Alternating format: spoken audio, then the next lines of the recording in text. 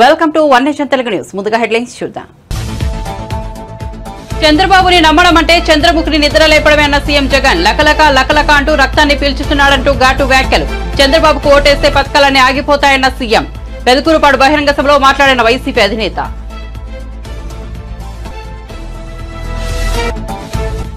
తెలంగాణలో మార్పు వచ్చిందని చెబుతున్న ముఖ్యమంత్రి ఏం మార్పు వచ్చిందో చెప్పాలన్న కిషన్ రెడ్డి. తెలంగాణలో కేవలం కల్వకుంట్ల కుటుంబ పాలన పోయి సోనియా గాంధీ కుటుంబ పాలన వచ్చిందని విమర్శ. రేవంత్ రెడ్డి హామీలు ఇచ్చి ఇప్పుడు గాడిద గుడ్డు ఇస్తున్నారని ఎద్దేవా.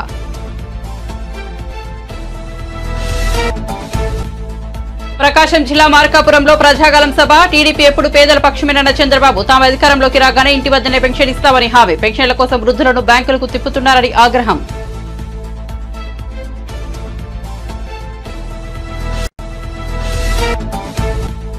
ఆగస్టు నాటికి 2 లక్షల రుణమాఫీ చేస్తానన్న ముఖ్యమంత్రి రేవంత్ రెడ్డి. హరీష్ రావు రాజీనామా తర్వాత సిద్దిపేట నుంచి కాంగ్రెస్ పార్టీ ఎమ్మెల్యేలను గెలిపించుకుంటామని వ్యాఖ్య. సిద్దిపేట శనీశ్వరరావును పాతాళానికి తొక్కే బాధ్యత తనదేనని వెల్లడి.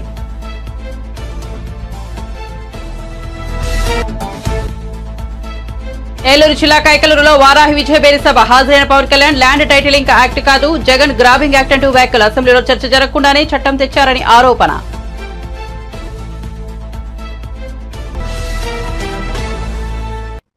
ఇక వార్త వివరాల్లోకి వెళ్తే ఏపీ అసెంబ్లీ ఎన్నికలు 2024 ప్రచారంలో భాగంగా టీడీపీ అధినేత నారా చంద్రబాబు నాయుడుపై సీఎం, వైసీపీ అధినేత జగన్మోహన్ రెడ్డి మరోసారి తీవ్ర విమర్శలు గుప్పించారు. జరగబోతోంది కురుక్షేత్ర యుద్ధం. ఈ ఎన్నికల్లో కేవలం ఎమ్మెల్యేనో ఎంపీనో ఎన్నుకునేందుకు మాత్రమే ఓట్లు వేయడం లేదు. మీరు వేసే ఓటు ఇంటింటి భవిష్యత్తుకు, పథకాల కొనసాగింపును నిర్ణయించబోతోంది. ఈ ఎన్నికల్లో జగన్ కు ఓటు వేస్తే పథకాలన్నీ కొనసాగుతాయని, పొరపాటున చంద్రబాబుకు ఓటేస్తే పథకాలన్నీ ముగింపుతాయని అన్నారు. మళ్లీ మోసపోవడమేనని ఆలోచించాలని ప్రతి ఒక్కరిని కోరుతున్నానని తెలిపారు. చంద్రబాబు చరిత్ర చెబుతున్న సత్యం ఇదేనని గుర్తించాలని కోరుకుంటున్నారన్నారు. సాధ్యం కాని రీతిలో ఆయన ఇచ్చిన హామీలో అర్థం ఇదేనని గుర్తించాలని అందరినీ కోరుతున్నారని చంద్రబాబు నాయుడుపై విమర్శలు గుప్పించారు. 14లో ఏం చెప్పాడో 2014 నుంచి 19 మధ్య ఆయన అధికారంలో ఉండగా ఎంతటి మోసము, ఎంతటి దగా చేశాడో మీరే చూడండి అని చెప్పి సందర్భంగా అడుగుతా ఉన్నా. ఇది గుర్తుందా అక్క? ఇది గుర్తుందా అక్క? అన్న ఇది గుర్తుందా? అన్న ఇది గుర్తుందా? ఇది 2014లో ఇదే ముగ్గురు కూటమిగా ఏర్పడి ఇదే చంద్రబాబు నాయుడు గారు సంతకం పెట్టి ముఖ్యమైన హామీలు అని అంటూ మీ ప్రతి ఇంటికి 2014లో ఎన్నికల వేళ మీ ప్రతి ఇంటికి పంపించాడు.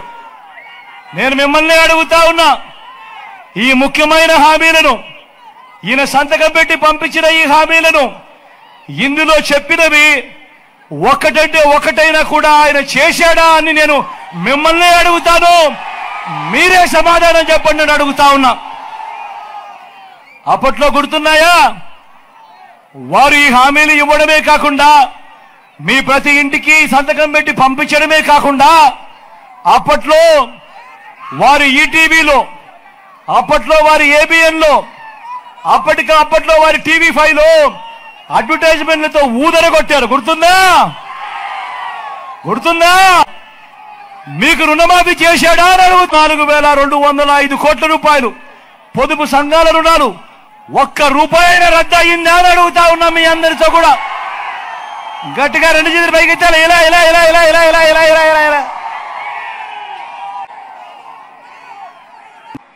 అర్హులందరికీ 3 సెంట్ల స్థలం కట్టుకునేందుకు పక్కా ఇల్లు అన్నాడు. నేను అడుగుతా ఉన్నా, రుణాలు మాఫీ అన్నాడు. జరిగింది. చేసిన తర్వాత ఈ 2014లో ఈ ముఖ్యమైన హామీలంటూ మీ ఇంటికి పంపించిన వీటిలో నమ్మవచ్చా? నమ్ముతారా అన్నా? మన వ్యవసాయము, మన హాస్పిటల్ మెరుగుపడాలన్నా, పడాలంటే ఏం చేయాలి?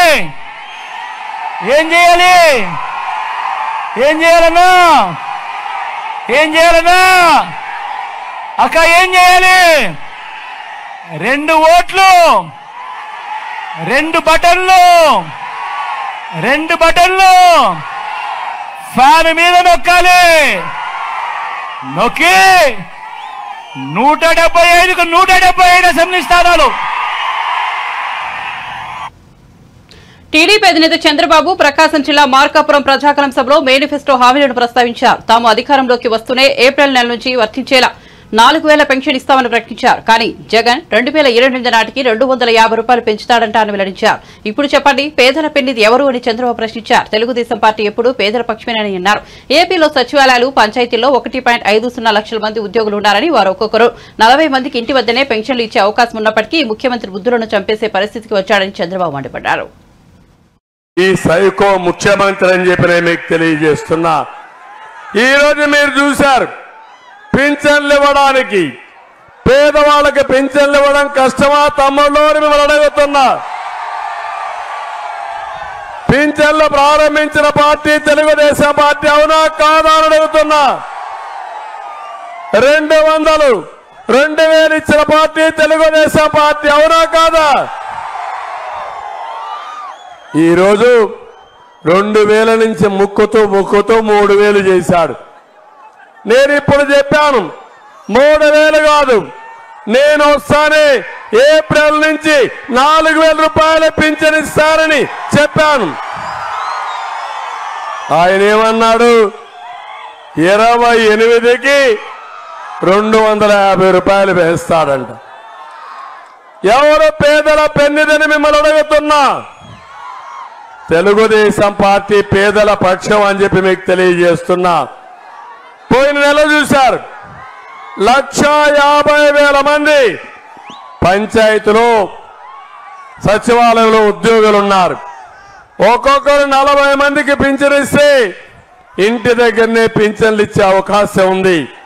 కానీ ఈ ముఖ్యమంత్రి ఇంటి దగ్గర ఇవ్వకుండా సచివాలయానికి తిప్పి అక్కడ ఇవ్వకుండా ఎండల్లో మండుటాకుల్లాంటి ముసలి వాళ్ళని చంపేసే పరిస్థితికి వచ్చాడు.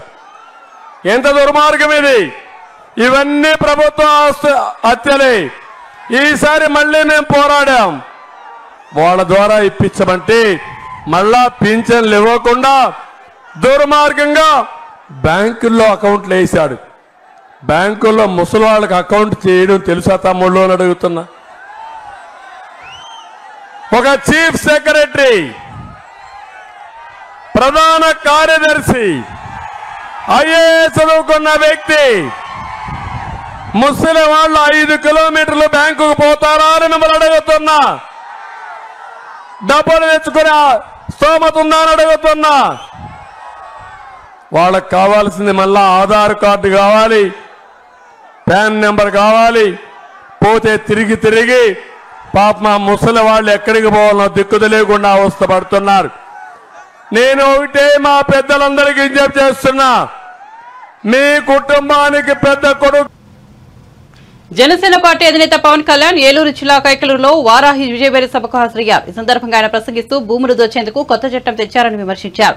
అసం చట్టం తెచ్చారని పవన్ ఆరోపించారు. ఇది ల్యాండ్ టైటిలింగ్ యాక్ట్ కాదు, జగన్ ల్యాండ్ గ్రాబింగ్ యాక్ట్ అని వ్యాఖ్యానించారు. మన ఆస్తి మనదని రుజువు చేసుకోవాలా? 90 రోజుల్లో రుజువు చేసుకోకపోతే ఆ భూమిని ఏం చేస్తారు? 100 గజాల భూమి ఉన్న వ్యక్తి కూడా తన భూమి కోసం హైకోర్టును ఆశ్రయించాలని పవన్ ఆగ్రహం వ్యక్తం చేశారు. వైసీపీ పాలనలో మీడియాను అణచివేసేందుకు ప్రయత్నిస్తున్నారని మండిపడ్డారు. మీడియాను నియంత్రించేందుకు జీవో నెంబర్ 1 తీసుకొచ్చారని వెల్లడించారు. వైసీపీ పాలనలో 112 మంది పాత్రికేయులపై దాడులు జరిగాయని, పాత్రికేయులపై 430 కేసులు నమోదు చేశారని పవన్ వివరించారు. గెలిపించవలసిందిగా కోరుకుంటున్నాం. అలాగే పుట్టా మహేష్ గారిని మనకి సైకిల్ గుర్తు మీద తెలుగుదేశం పార్టీ సైకిల్ గుర్తు మీద పోటీ చేస్తున్నారు అని భారీ మెజారిటీతో గెలిపించండి. ఆఖరి మాటగా ముఖ్యంగా ఇక్కడ ఉన్న ఆస్తిపాస్తులు, చిన్నపాటి భూపట్టాలు ఇచ్చారు. పట్టాలు ఇచ్చి స్థలాలు చూపించలా. పోనీ పట్టాలు అక్కడ మనకి భూములు ఇల్లు కట్టుకోని చెప్పి వాటి గ్యారంటీలు ఇవ్వాల. ఈ రోజున జగన్ చేస్తుంది ల్యాండ్ టైటిలింగ్ యాక్ట్ అని పట్టుకొచ్చాడు. అది ల్యాండ్ టైటిలింగ్ యాక్ట్ కాదు, అది జగన్ ల్యాండ్ గ్రాబింగ్ యాక్ట్. అది ఇక్కడ భూమి ఉంది, ఇల్లున్నాయి, ఆ కనిపించే చిన్న గుడిసె ఉంది, ఆ మూలంలో చిన్న పెంకుటిల్లు ఉంది, 1 ఎకరం పొలం ఉంది, 1/2 ఎకరం ఆక్వా చెరువు ఉంది, 4 ఎకరాల కూర్చోబెట్టే సాగు భూమి ఉంది. ముందేం చేశాడు? పాస్ పుస్తకాల మీద బొమ్మ వేశాడు. తర్వాత ఏం చేశాడు? సరిహద్దుల రాయి మీద తన ముఖం పెట్టుకుని సరిహద్దుల రాయి మీద తన ముఖం పెట్టుకున్నాడు. ఇప్పుడు ఏం చేస్తున్నాడు? రేపు పొద్దున ఆస్తి పత్రాలు ఇవ్వడంట. మన ముఖాన్ని ఒక జిరాక్స్ కాపీ కొడతాడంట. మీరు ఇక్కడ ఉన్నారమ్మా, మీరు ఇంతమంది ఉన్నారు, మీ చెల్లెలికి పెళ్లి చేయాలి, మీ అక్కలకి ఆడబిడ్డ, మీ ఆడబిడ్డల్ని బయటికి పంపించాలి, కట్నాలు ఇవ్వాలి అంటే మీరు పెళ్లి చేసుకునే వాళ్ళు, ఆడబిడ్డను పెళ్లి చేసి అత్తగారింటికి పంపించేవాళ్ళు మీకు ఒరిజినల్ స్టాంప్ పేపర్ ఇస్తే తీసుకుంటారా, లేదంటే జిరాక్స్ పేపర్ ఇస్తే పెళ్లిళ్ళు జరుగుతాయా? ఏది ఒప్పుకుంటారు? మీకైనా కష్టం వచ్చింది, వెళ్ళి ఒక ఫైనాన్స్ వడ్డీ వ్యాపారి దగ్గరికి వెళ్ళి నా ఆస్తి పత్రాలు ఇవి అని జిరాక్స్ ఇస్తే తీసుకుంటాడా? బ్యాంకుల్లోకి వెళ్ళి నా జిరాక్స్ పెడతాను నాకు ఇవ్వండి తీసుకుంటాడా? ఒక ఆధార్ కార్డు రావడానికే దేశంలో దశాబ్దం పాటు వాదోపవాదాలు జరిగినాయి, దశాబ్దం పాటు. అలాంటిది land titling act, land grabbing act ఇది. మీ భూముల్ని దోచేసే చట్టం ఇది, నీ సొంతదారుల హక్కుని తీసేసే చట్టం ఇది. దాని గురించి ఒక్క మాట మాట్లాడాల. మన ఏం అసెంబ్లీ దేనికి ఉంది? కూర్చొని చెమ్మా చెక్క ఆడుకోవడానికి మన అసెంబ్లీకి వెళ్ళేది? అడ్డం వస్తే బూతులు తిట్టడానికి అసెంబ్లీ ఉన్నది? దేనికి ఉంది అసెంబ్లీ? దేనికి ఉండాలి అసెంబ్లీ? ప్రత్యర్థి పార్టీలు దేనికి ఉంటాయి? ప్రత్యర్థి పార్టీలు ఉన్నది ఒక చట్టం తీసుకొస్తున్నప్పుడు చట్టంలో తాలూకు లోపాలు, నష్టాలు, లాభాలు చర్చించడానికి. 30కి తక్కువగా ఉన్న టీడీపీని నువ్వు మాట్లాడితే వాళ్ళ ఇంట్లో ఆడవాళ్ళని తిట్టి అసెంబ్లీ నుంచి బయటికి పంపించేశావు. చర్చలు లేవు, వాదోపవాదాలు లేవు, ఎలా చేస్తాం? హరీష్ రావు, నీ రాజీనామా పత్రాన్ని సిద్ధంగా ఉంచుకో, 15 ఆగస్టు వరకే నీ ఆటలని ముఖ్యమంత్రి రేవంత్ రెడ్డి అన్నారు. మెదక్ కాంగ్రెస్ అభ్యర్థి నీలం మధుకు మద్దతుగా సిద్దిపేటలో నిర్వహించిన కార్నర్ మీటింగ్ లో పాల్గొన్న ముఖ్యమంత్రి మాట్లాడుతూ 15 ఆగస్టు నాటికి 2 లక్షల రుణమాఫీ చేస్తామన్నారు. తన హామీని నెరవేర్చుకున్న తర్వాత హరీష్ రావు రాజీనామా చేస్తే సిద్దిపేట నుంచి కాంగ్రెస్ పార్టీని గెలిపిస్తానన్నారు. 2 లక్షల రుణమాఫీ చేయగానే సిద్దిపేటలో 1,00,000 మందితో భారీ సమావేశం నిర్వహిస్తామన్నారు. సిద్దిపేట శనీశ్వరరావును పాతాళానికి తొక్కే బాధ్యత తనదే అన్నారు. ఆగస్టు 15 తర్వాత సిద్దిపేటకు స్వాతంత్ర్యం రాబోతోందన్నారు. ముదిరాజ్ సామాజిక వర్గానికి తన మంత్రివర్గంలో చోటు కల్పిస్తారని హామీ ఇచ్చారు. ప్రధాని నరేంద్ర మోదీ తెలంగాణకు ఇప్పటి వరకు ఇచ్చింది గాడిద గుడ్డు అని ఎద్దేవా చేశారు. బీజేపీ, బీఆర్ఎస్ ఒకటేనని విమర్శించారు.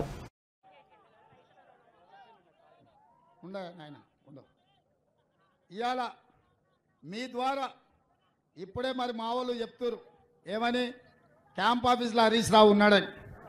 ఆయనకు ఒకటే మాట చెప్తున్నా, నేను 15 ఆగస్టు లోపల 2 లక్షల రైతు రుణమాఫీ చేస్తా అన్నాడు. ఆయన నువ్వు చేయలేవు అన్నాడు, నేను చేస్తా అన్నా. ఆయన రాజీనామా చేస్తా అన్నాడు. ఇప్పుడు నేను చెప్తున్నా, హరీష్ రావు గారు రాసి పెట్టుకో, కొమరవెల్లి మల్లన్న సాక్షిగా 15 ఆగస్టు లోపల ఈ రాష్ట్రంలో ఉన్న రైతులకందరికీ 2 లక్షల రూపాయల రుణమాఫీ చేసి ఈ తెలంగాణ రైతాంగాన్ని ఆదుకునే బాధ్యత నాది. ఈ సిద్దిపేటకు పట్టిన శని, ఈ శనీశ్వరరావును పాతాళానికి తొక్కే బాధ్యత నాది. 15 ఆగస్టు నాడు ఈ దేశానికి స్వాతంత్రం వచ్చింది. 15 ఆగస్టు నాడు ఈ శనీశ్వరరావు నుంచి ఈ సిద్దిపేటకు కూడా స్వతంత్రం రాబోతుంది. 15 ఆగస్టు నాడు తెలంగాణ రైతాంగానికి రుణాల నుంచి విముక్తి కలిగి బ్యాంకుల నుంచి స్వతంత్రం రాబోతుంది. అవునా? కాసుకో హరీష్ రావు, కాసుకో. 15 ఆగస్టు వరకే నీ ఆటలు, నీ పప్పులు సిద్దిపేట గడ్డ మీద. మళ్ళా వస్తా, సిద్దిపేటకు కొత్త ఎమ్మెల్యేను గెలిపిస్తా. నువ్వు రాసుకో.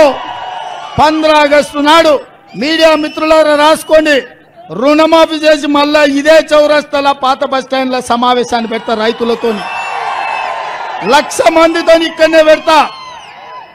2 లక్షల రుణమాఫీ చేసి 1,00,000 మందితో ఇదే చౌరస్తాల మళ్ళా సమావేశం పెడతా రైతు రుణమాఫీ చేసి.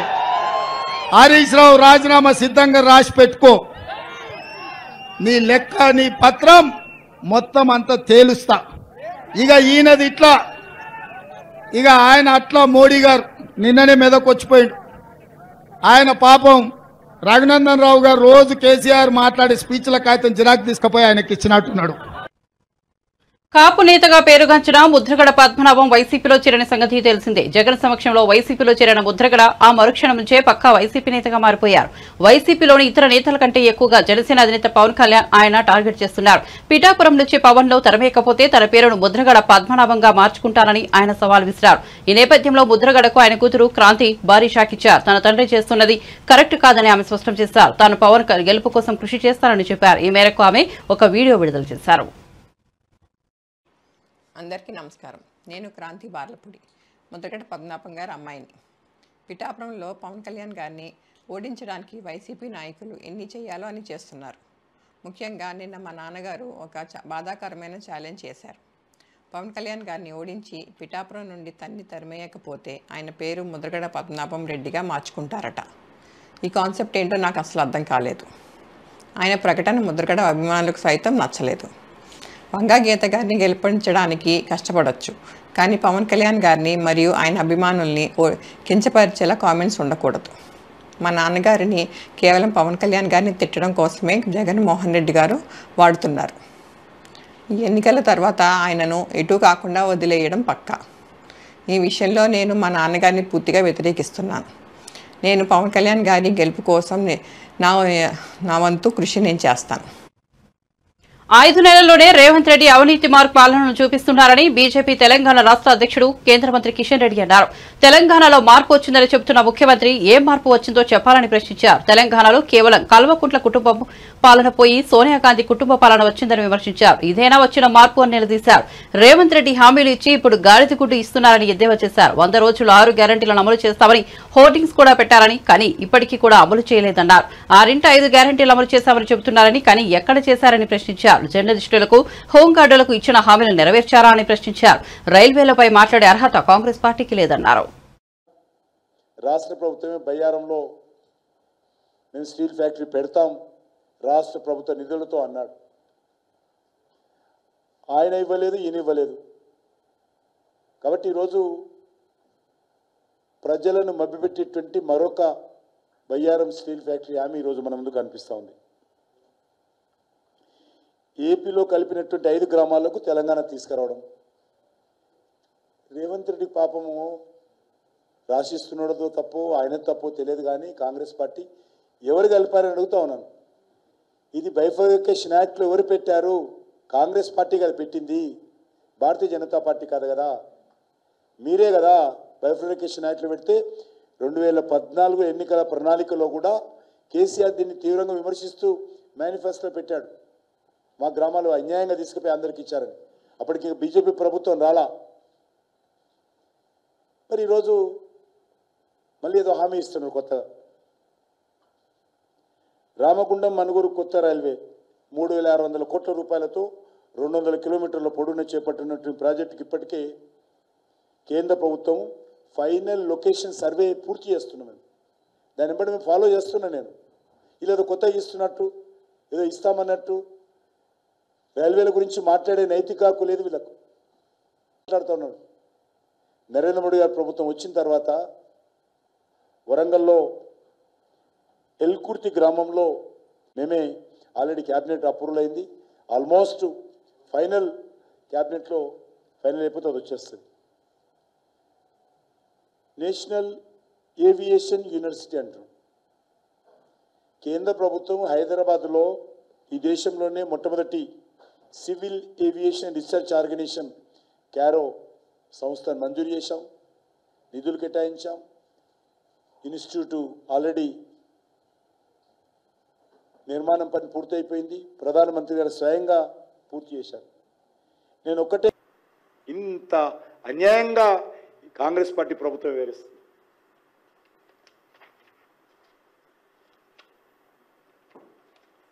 ఆగస్టు 15 రైతు రుణమాఫీ మీరు చెప్పిందే రోజు.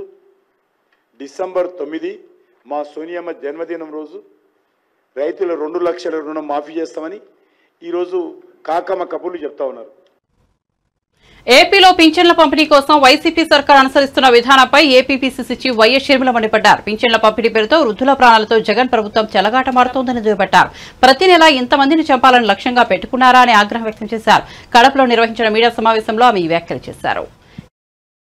పార్టీ వైఎస్ఆర్సీపీ నవరత్నాలు అని 5 సంవత్సరాలు ప్రభుత్వంలో ఉన్న పార్టీ వైఎస్ఆర్సీపీ నవరత్నాలు అని 5 సంవత్సరాల క్రితం వాళ్ళు రిలీజ్ చేసిన మేనిఫెస్టోలో అనేక అంశాలు ఫుల్ఫిల్ చేయకపోవడంతో కాంగ్రెస్ పార్టీ నవరత్నాలను ప్రశ్నిస్తూ నవ సందేహాలు అని మేము రోజుకొక అంశం తీసుకొని మాట్లాడడం జరుగుతుంది. నిన్న బిడ్డల ఉద్యోగాల గురించి మాట్లాడాం. ఈరోజు ఎంప్లాయీస్ పడుతున్న కష్టాల గురించి మాట్లాడదలుచుకున్నాం. ఈరోజు మన రాష్ట్రంలో ప్రభుత్వ శాఖలో ఉన్న ప్రభుత్వ ఉద్యోగస్తులు 6 లక్షల పైనే. మరి అంతమంది ఉన్న ఈ ప్రభుత్వ శాఖ ఉద్యోగస్తులు బాగా చూసుకోవాల్సిన బాధ్యత ప్రభుత్వానిది కాదా? ఈ ప్రభుత్వ తీరు ఎంత బాధాకరంగా ఉంది అంటే మంత్రులు కూడా ఈరోజు ఉద్యోగస్తులను చిన్న చూపు చూస్తూ ఏదో వాళ్ళు దానం పడేస్తే వీళ్ళు తీసుకోవాలి అన్నట్టు మోకాలొంగి వీళ్ళ ముందు బ్రతకాలి అన్నట్టుగా వ్యవహరిస్తున్నారు. బహిరంగంగానే ఇలాంటి బొత్స లాంటి వాళ్ళు మినిస్టర్ల హోదాలో ఉండి కూడా ఇలాంటి కమెంట్లు చేస్తున్నారు అంటే ఇక వీళ్ళ తీరు వీళ్ళ యాటిట్యూడు ఎంత ఘోరంగా ఉందో ఉద్యోగస్తులకే కాదు ప్రజలందరూ కూడా అర్థం చేసుకోవాల్సిన అవసరం ఉంది. వారి గొంతుని నొక్కేస్తూ వారి హక్కులని కాలరాస్తూ ఈరోజు ప్రభుత్వం వ్యవహరిస్తున్న తీరు దారుణం. ఇన్ని సంవత్సరాలుగా జగన్మోహన్ రెడ్డి గారు అమలు చేస్తానని చెప్పి కూడా ఇన్ని సంవత్సరాలుగా వాళ్ళు మాకు సిపిఎస్ వద్దు మాకు ఓపీఎస్ఏ కావాలి అని వాళ్ళు ఇంతగా అడుగుతున్నా వాస్తవానికి కొట్లాడుతున్నా పదే పదే ఈ అంశాన్ని లేవనెత్తుతున్న ప్రభుత్వం మొండి వైఖరి వల్ల ఈ రోజు వరకు వాళ్ళను తిప్పించుకుంటున్నారు తప్పితే వాళ్ళ మొర వినింది లేదు, ఆలకించింది లేదు. మరి 5 సంవత్సరాలు ప్రభుత్వంలో ఉన్నారు. మరి 5 సంవత్సరాలుగా వాళ్ళ డిమాండ్స్లో ఏ ఒక్కటైనా మీరు నెరవేర్చారో లేదో ప్రభుత్వం సమాధానం చెప్పాలి. పోనీ ఒక్క విషయంలోనైనా మీరు వాళ్ళ తరపున నిలబడ్డారా? కనీసం వాళ్ళకు టీఏ-డిఏలు కూడా మీరు ఇవ్వటం లేదు. ఎన్ని విషయాలలో ఈ ఉద్యోగస్తులకి మీరు బకాయిలు ఉన్నారో ఒకసారి వెనక్కి వెళ్ళి రికార్డ్స్ చూడండి. కనీసం మెడికల్ బిల్స్ కూడా దాదాపు 150 కోట్ల రూపాయలు వాళ్ళ మెడికల్ బిల్స్ కూడా మీరు బకాయిలుగా పెట్టారు. లీవ్కు సంబంధించి 2000కు పైగా ఎంప్లాయీస్కు చెల్లించాల్సిన అవసరం ఉన్నా ఇంతవరకు చెల్లించటం లేదు. ఇలా దాదాపు 22,000 కోట్ల రూపాయలు ఉద్యోగస్తులకి ప్రభుత్వం బాకీ ఉంది. హెచ్ఆర్ఏ అయితే వాళ్ళ కనీస హక్కు, కానీ దాంట్లో కూడా కోత విధించింది ప్రభుత్వం. 11వ పిఆర్సీ ప్రకారము వీళ్ళకి ఇవ్వాల్సిన ఐఆర్లో కూడా కోతలు పెట్టారు. 12వ పిఆర్సీ అమలు చేయాల్సిన ప్రభుత్వము 12వది కాదు కదా దగ్గరికి కూడా రాలేదు, ఇంకా 11వ దాంట్లోనే ఇరుక్కొని అది కూడా పూర్తి అమలు చేయకుండా దాంట్లో కూడా కోతలు పెట్టారు. ఇలా 1 కాదు 2 కాదు ప్రతి విషయంలోనూ ప్రభుత్వ ఉద్యోగస్తులను మోసం చేసింది జగన్మోహన్ రెడ్డి గారి ప్రభుత్వం. పోయిన నెల ఎంతమంది చనిపోయారు అందరం చూసాం. అంటే వాళ్ళ ప్రాణాలకి లెక్క లేదు, వాళ్ళు చనిపోయినా పర్వాలేదు. ఏం ఆలోచన చేస్తుంది ప్రభుత్వం? సిఎస్ గారు అంతటి హోదాలో ఉండి మీరేదో ట్రయల్ అండ్ ఎర్రర్ లాగా ప్రతి నెల ఇంతమందిని పొట్టన పెట్టుకోవాలి, ఇంతమందిని చంపేసుకోవాలి అని ఏమన్నా టార్గెట్ పెట్టుకొని పనిచేస్తున్నారా? ఇంత ఘోరంగా ఒక ప్రభుత్వానికి బానిసలు కావాల్సిన అవసరము ఐఏఎస్లకు ఏముంది అని అడుగుతున్నాం. మీకు వాళ్ళు కాదు కండి జీతం ఇచ్చేది, మరొక్కసారి గుర్తు చేస్తున్నాం. మీకు జీతం ఇస్తున్నది ప్రజల డబ్బులు. ఇంత లాయల్టీ వైసీపీకి మేలు చేయాలి అన్న ఇంత లాయల్టీ పనికిరాదు. కేవలం ఈరోజు వైసీపీ పార్టీకి మేలు చేయడానికి నెల నెల ఇంతమందిని పొట్టన పెట్టుకుంటున్నారు మీరు. కాంగ్రెస్ పార్టీ దీన్ని పూర్తిగా ఖండిస్తుంది. వైసీపీ ప్రభుత్వానికి మేలు చేయడానికి చేస్తున్న ఈ ప్రయత్నాన్ని ప్రజలు తిప్పికొడతారు. దయచేసి ఇది చేయొద్దండి. జనసేనాని పవన్ కళ్యాణ్ హాజరైన విశాఖ వారాహి విజయబేర సభకు ప్రముఖ క్రికెటర్ జనసేన నేత అంబటి రాయుడు కూడా హాజరయ్యారు. ఇతర నేతల ప్రశంసలు అయ్యాక అంబటి రాయుడు గురించి పవన్ కళ్యాణ్ పరిచయ వ్యాఖ్యలు చేశారు. 19 ఏళ్ల వయసులో అండర్-19 క్రికెట్లో డబుల్ సెంచరీ కొట్టి ఈ రోజు వరకు తన సత్తా చాటుకున్న ఇండియన్ క్రికెటర్ ఆంధ్రప్రదేశ్ రాష్ట్రం బాగుండాలని మనకు మద్దతు తెలుపుతున్న అంబటి రాయుడుని 5 నిమిషాలు మాట్లాడాలని కోరుతున్నానని పవన్ పేర్కొన్నారు. అనంతరం మైక్ అందుకున్న అంబటి రాయుడు ప్రసంగిస్తూ బాగున్నారా అంటూ అందరినీ పలకరించారు. చాలా సంతోషంగా ఉంది. మొదట పవన్ కళ్యాణ్ కు కృతజ్ఞతలు తెలుపుకుంటున్నా. ఎందుకంటే నన్ను తప్పుదారి నుంచి తప్పించి ఈ రోజు కరెక్ట్ రూట్ లో తీసుకెళ్తున్నందుకు థ్యాంక్ యూ సార్. తప్పుడు దారి నుంచి నన్ను ఒక్కనే కాదు రాష్ట్ర ప్రజలందరినీ తప్పిస్తున్నారని పవన్ తో తెలిపారు. చాలా సంతోషంగా ఉంది. First of all thank you sir. నన్ను తప్పుడు దారి నుంచి తప్పించి ఈరోజు కరెక్ట్ రూట్లో తీసుకెళ్తున్నందుకు చాలా థ్యాంక్ యూ. మీ అందరికీ కూడా నేను ఎక్కువ సమయం తీసుకోను. మీ అందరికీ కూడా నేను చెప్పదలుచుకుంది ఒకటే, నేను తప్పుడు దారి నుంచి నన్ను ఒక్కడనే కాదు మొత్తం రాష్ట్రాన్ని కూడా తప్పిస్తున్నారు మన పవన్ అన్న. మన అందరం కూడా యువత, స్పెషల్లీ మనము 50% ఉన్నాము ఈ రాష్ట్రంలో. మనమే ఈ రాష్ట్ర భవిష్యత్తు. మన పవన్ అన్న నాయకత్వంలో, మన అలయన్స్ నాయకత్వంలో మన రాష్ట్రం ఎంతో ముందుకెళ్ళి ఎంతో బాగుపడుతుందని నేను పూర్తిగా నమ్ముతున్నాను. మన అందరము కూడా మనంతు సహాయం చేయండి.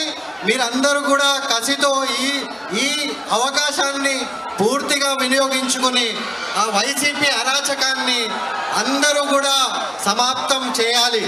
ఈ ఎలక్షన్ అందరికీ కూడా ఒక గోల్డెన్ ఆపర్చునిటీ. స్పెషల్లీ వైజాగ్ మీరు ఒక ట్రెండ్ సెట్ చేయాలి. ఎందుకంటే ఇది ఒక పెద్ద మహానగరం కాబోతుంది. స్పెషల్లీ అలయన్స్లో బీజేపీ సపోర్ట్తో ఎన్నో మంచి పెద్ద ప్రాజెక్టులు కూడా వస్తాయి. మనకంతా మీ అందరికీ కూడా ఉపాధి అవకాశాలు, ఇండస్ట్రీసు, మనందరి భవిష్యత్తు కూడా నంబర్ 1గా ఉండబోతుందని నేను పూర్తిగా నమ్ముతున్నాను.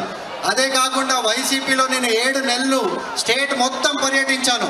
ప్రతి చోట తిరిగాను, ప్రతి పల్లెకు కూడా వెళ్ళాను. అక్కడ ఎన్నో సమస్యలు చూశాను. దానికి పరిష్కారం వాళ్ళతో అవ్వదు. అక్కడ బానిసత్వం తప్పితే ఇంకేమీ లేదు. పూర్తి అరాచకం. ఒకటే ఒక రాజు మొత్తం అందరినీ ఆయన కాలి కింద పెట్టి, ఈ రాష్ట్రాన్ని ఆయన కాలి కింద పెట్టి బానిసత్వానికి గురి చేస్తున్నాడు ఈరోజు. దాని నుంచి మన అందరం కూడా కలిసి ఒకటై ఈ రాష్ట్రాన్ని ముందుకు తీసుకుని వెళ్ళాలి. ప్రతి ఒక్కరం మన రాష్ట్రము, ఆంధ్ర రాష్ట్రం ఎంతో ప్రోగ్రెసివ్ స్టేట్. మన అందరికీ కూడా ఎంతో ముందుకు వెళ్ళి తెలంగాణ రాష్ట్రానికి మాజీ సీఎం కేసీఆర్ కు ముఖ్యమంత్రి రేవంత్ రెడ్డి రుణపడి ఉండాలని సిద్దిపేట బీఆర్ఎస్ ఎమ్మెల్యే హరీష్ రావు అన్నారు. సిద్దిపేట లేకుంటే తెలంగాణ రాష్ట్రం లేదన్నారు. రాష్ట్రాన్ని తెచ్చిందే సిద్దిపేట అన్నారు. తన నియోజకవర్గం సిద్దిపేటలో అభివృద్ధి జరగలేదని రేవంత్ రెడ్డి చెప్పింది నిజమా అని ఎద్దేవా చేశారు. తెలంగాణ రావడానికి కారణమే కేసీఆర్ అన్నారు. ముఖ్యమంత్రి రేవంత్ రెడ్డి సవాల్ను తాను స్వీకరిస్తున్నానని హరీష్ రావు పేర్కొన్నారు. కాంగ్రెస్ పార్టీ ఇచ్చిన 6 గ్యారంటీలను అమలు చేయండి, రుణమాఫీని అమలు చేయండి. 6 గ్యారంటీలు, రుణమాఫీ అమలు చేస్తే తాను తప్పకుండా రాజీనామా చేస్తానని ముఖ్యమంత్రి సవాల్పై స్పందించారు. సిద్దిపేటకు రైలు తెచ్చింది బీఆర్ఎస్, సిద్దిపేటకు ఐటీ హబ్ తెచ్చింది బీఆర్ఎస్. ఇక సిద్దిపేట అభివృద్ధి కాలేదని పచ్చి అబద్దాలు మాట్లాడితే జనం నమ్మాలా? అన్నింటికంటే మించి తెలంగాణ రాష్ట్రాన్ని తెచ్చింది కూడా సిద్దిపేట కదా.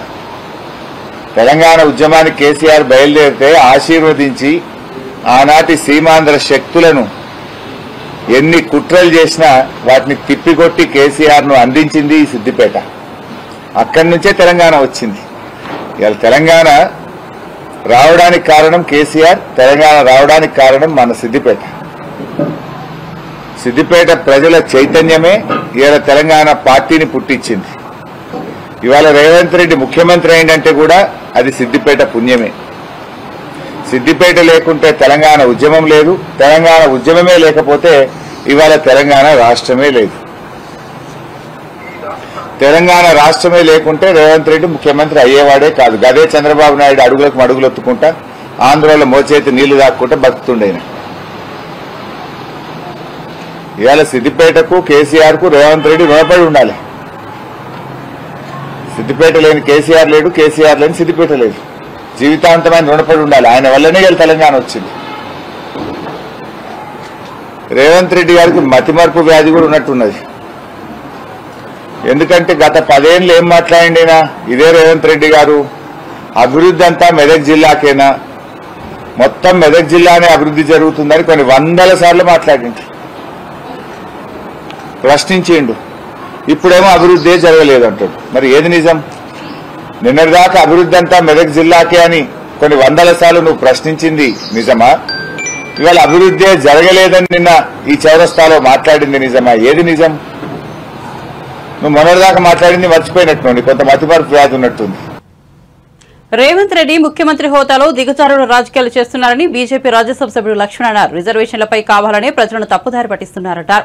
హైదరాబాద్ లోని పార్టీ కార్యాలయంలో ఏర్పాటు చేసిన మీడియా సమావేశంలో ఆయన మాట్లాడుతూ లోక్సభ ఎన్నికల్లో గెలుపు కోసం కాంగ్రెస్ అబద్దాలతో అడ్డదారులు తొక్కుతోందని విమర్శించారు. ఎలాగైనా గెలవాలనే ఉద్దేశంతో కాంగ్రెస్ పార్టీ నేతలు వర్గాల మధ్య ఘర్షణలు సృష్టిస్తున్నారని ఆరోపించారు. అంబేద్కర్ ను కాంగ్రెస్ పార్టీ పలుమార్లు అవమానించిందని విమర్శించారు. ఆయన చేసిన రిజర్వేషన్ ప్రతిపాదనలు నెహ్రూకు నచ్చలేదని అందుకే అంబేద్కర్ ను ఓడించారన్నారు. బీజేపీ అధికారంలోకి వచ్చాక అంబేద్కర్ కు గౌరవాన్ని పెంచినట్లు తెలిపారు. దళితులు ఆదివాసీలకు అధికారం అందించిన ఘనత తమ పార్టీకి దక్కిందన్నారు. ముఖ్యమంత్రి రేవంత్ రెడ్డికి చిత్తశుద్ది ఉంటే ఫోన్ ట్యాపింగ్ కేసును నిగ్గు తేల్చాలని డిమాండ్ చేశారు. జనగణన జరిగింది కదా, ఈవిల హయాంలో ఉంది కదా, అప్పుడు వాళ్ళు ఎందుకు చేయలేదు? బులెటిన్ ముగించే ముందు హెడ్లైన్స్ మరోసారి చూద్దాం. చంద్రబాబుని నమ్మడం అంటే చంద్రముఖిని నిద్ర లేపడమే అన్న సీఎం జగన్. లకలక లకలక అంటూ రక్తాన్ని పీల్చుతాడంటూ ఘాటు వ్యాఖ్యలు. చంద్రబాబుకు ఓటు వేస్తే పథకాలన్నీ ఆగిపోతాయన్న సీఎం. పెదకూరుపాడు బహిరంగ సభలో మాట్లాడిన వైసీపీ అధినేత.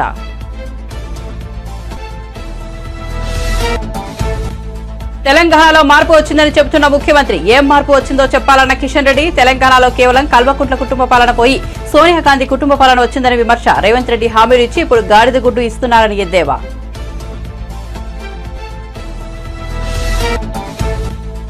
ప్రకాశం జిల్లా మార్కాపురంలో ప్రజాగలం సభ. టీడీపీ ఎప్పుడు పేదల పక్షాన చంద్రబాబు. తాము అధికారంలోకి రాకన ఇంటి వద్దనే పెన్షన్ ఇస్తామని హామీ. పెన్షన్ల కోసం వృద్ధులను బ్యాంకులకు తిప్పుతున్నారని ఆగ్రహం.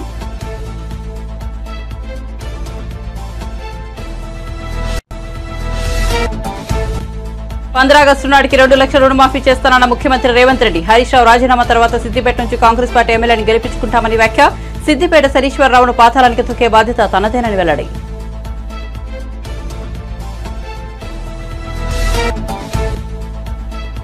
ఏలూరు జిల్లా కైకలూరులో వారాహి విజయవేరి సభ. హాజరైన Pawan Kalyan. Land titling act కాదు, జగన్ గ్రాబింగ్ యాక్ట్ అంటూ వ్యాఖ్యలు. అసెంబ్లీలో చర్చ జరగకుండానే చట్టం తెచ్చారని ఆరోపణ.